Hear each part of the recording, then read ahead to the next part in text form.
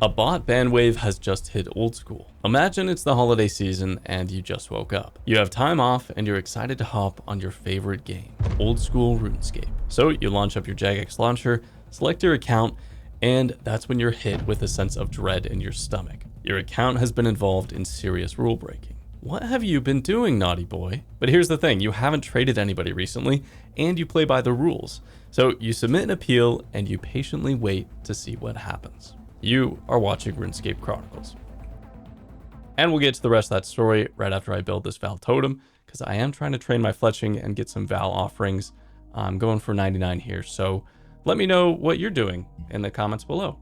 And for the first time ever, we didn't upload last week, but now we are back. And it seems the Old School team also took the holidays off because we got no new game updates last week or today. But while the Old School team is resting, enjoying the end of their holiday break, there is still tons of news that happened throughout the past 2 weeks. False macroing bans have players worried, a player lost hundreds of hours due to a bug, and an item so rare, nobody knows about it. So back to your false ban on your account. You submitted an appeal, you waited, and your appeal got denied. So you submit another one, and just like the first appeal, denied again. This recently happened to creator Kriibus. He recently created an Iron Man account for an upcoming series he's working on, but quickly after creation, the new account was banned. And what's scary is he also had his main account with over 6,000 hours of progress on the same Jagex Launcher as the account which was banned. Luckily though, it seems the ban only applied to the brand new account, with the other accounts remaining unaffected. Interestingly, in his ban message, illegal third-party software was detected even though he was only using the official RuneLite client from the Jagex Launcher. So what was he doing that triggered this ban? The main culprit is collecting planks in the wilderness, a moneymaker often exploited by mass bot farms due to how easy it is to access. There seem to be more bots than ever in RuneScape. Take this account with 526 total and over 16,000 Callisto kills. Or this account with 899 total and over 24,000 kills on the boss. Clearly the Jagex team is issuing bans to accounts, but there are a lot of accounts that are missed and some real players are getting caught in the crossfire. Mistakes happen, so Kriibus submitted an appeal for the ban. Despite his explanation, his appeal was denied 4 days later. Recently, the ability to send a second appeal after the first one was denied is available to players, so he submitted a second appeal. He didn't only submit appeals though, he tried out some of the live chat features. A few weeks ago, we got an update to the player support roadmap, as well as some stats which looked pretty good. But how are these features in practice? After a grueling process of trial and error, he did get in contact with live support, but all he was told was to submit another appeal since live support couldn't help on their end. But just like the first appeal, the second one also got rejected. And after the second appeal is denied, the account stays permanently banned with no other possibility of appeal. However, this whole time, Kriibus did have direct contact to the JMods, so at any point he could have contacted them and tried to see if he could get his account unbanned. However, he was kind of doing some testing against the live chat features that anybody has access to. It was a good experiment, and it showed us that definitely some work needs to be made. However, he did eventually get in touch with the JMod and got his account unbanned. But what if he wasn't a content creator? There's a very high chance that his account would stay banned forever, with no chance of ever seeing it again. The Old School team has been making some massive strides to improving anti-cheating technology. However, it seems the systems are not yet perfect.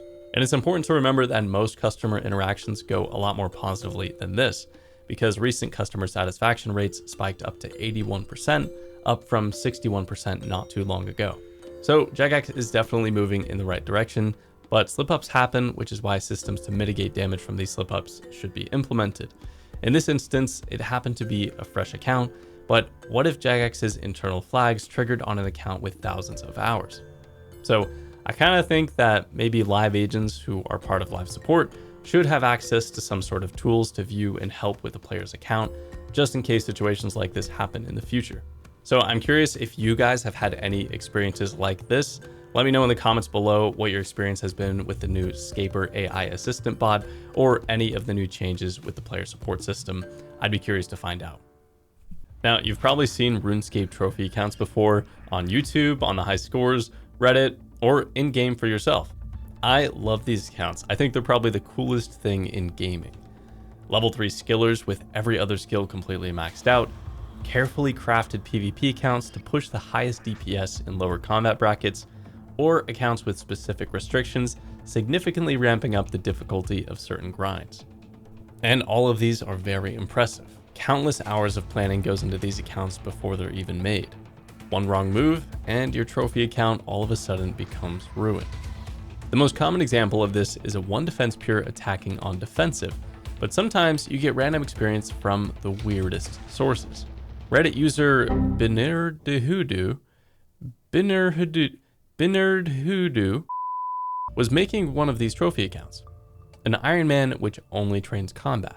A lot of items are locked behind skilling, so it's not as easy or straightforward as it may sound. Things like the Piety Prayer, Ava's Accumulator, and the Dragon Scimitar are completely off the table with these restrictions. Our protagonist was playing the account like they normally do when he saw a mosquito near Taibo Wanai. Thinking nothing of it, he goes to kill it. I mean, after all, he is a combat-only account. But all of a sudden,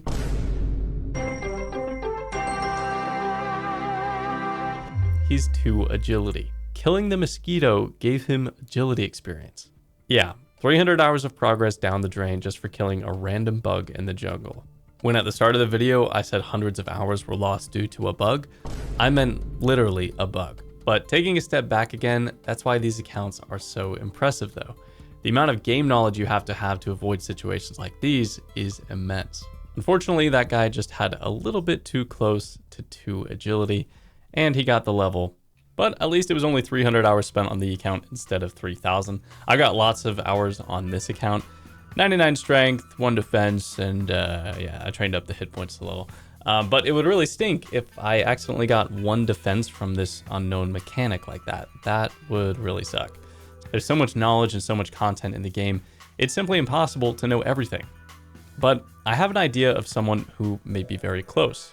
Over the past month, Reddit user and Old School RuneScape wiki admin CookMePlox has been posting some fun Old School RuneScape inspired trivia and lore. But these are things, I swear, pretty much nobody knows. Did you know some items scattered around Gielinor have examine texts coded, but since no examine option exists, you can never see those messages? My personal favorite has to be the Varrock Shield one. We need these examine texts in game. Now, let me ask you a question. What's the rarest item in RuneScape? Put your guesses in the comments below. Quickly pause the video before you do, and let me know in your comments below. Okay, all done. The correct answer is actually the Phoenix HQ key. This item was used in the first months of RuneScape's release in 2001 during the Shield of Arav quest, but was quickly removed from the game and was made unobtainable. In order for somebody to have the key today, the player must have partially completed the Shield of Arav quest in 2001, kept the key in their inventory as banks did not store items at this time, moved their items over from RuneScape Classic to RuneScape 2 in 2004, and have not logged in since 2018 when a patch was made deleting the key out of the game for anybody who logs in that still has it in their bank. And the only reference we have to this key are Hungarian RuneScape forums in 2001 and references in the game's code. Needless to say, there's a strong chance it just doesn't exist anymore. Or maybe, just maybe, it's sitting dormant in a RuneScape account which will never be logged into again. I guess we'll never know. And before signing off for today, I quickly wanted to go over this website I found on Reddit called Rotten Lobsters. And before I go further into it, we're not sponsored or affiliated with the website in any way. I just thought the website was cool.